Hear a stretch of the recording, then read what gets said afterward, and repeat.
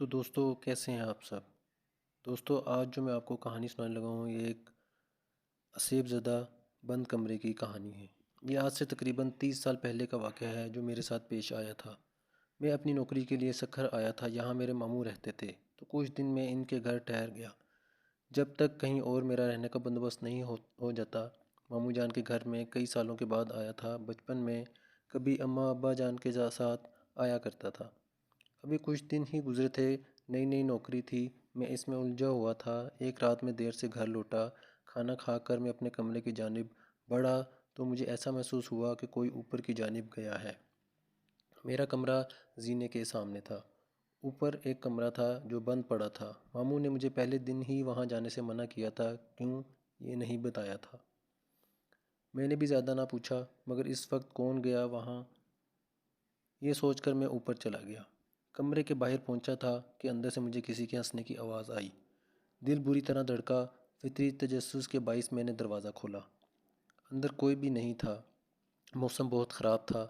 میں نے نظر گھما کر چاروں جانب دیکھا۔ کمرہ عرصہ بند رہنے کی وجہ سے گرد آلود ہو رہا تھا۔ آوازوں کو اپنا وہم جان کر میں پلٹنے ہی لگا تھا کہ میری ممانی نے مجھے پیچھے سے پکارا۔ میں نے چونک کر پیچھے دیکھا۔ مجھے حیرت بھی ہوئی کہ وہ کبھی سیڑھیاں نہیں چڑھتی تھیں۔ پھر اوپر، مگر انہوں نے کہا مجھے اوپر آتے دیکھا تو میرے پیچھے چلی آئیں۔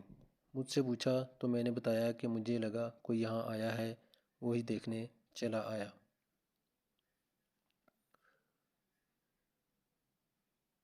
مگر مجھے محسوس ہوا کہ کوئی میرے پیچھے پھر ہنسا ہو، مگر وہاں تو ممانی تھیں۔ میں نے ڈرتے ڈرتے اپنی گردن گھمائی اور میرے ہوش اڑ گئے۔ میرے پیچھے ممانی کی بجائے ایک جھلسے ہوئے چہرے والی لڑکی کھڑی تھی جس کی آنکھیں سرخ تھیں۔ خوف سے میں سیڑھیوں سے نیچے گر پڑا۔ وہ آہستہ آہستہ میرے پاس آ رہی تھیں۔ میری آواز حلق میں ہی رہ گئی۔ میں مشکل چیخا تو میری آواز پر ممانی اور ماموں اپنے کمرے سے بھاگے آئے۔ میری حالت بہت خراب تھی، حالت غیر ہو چکی تھی۔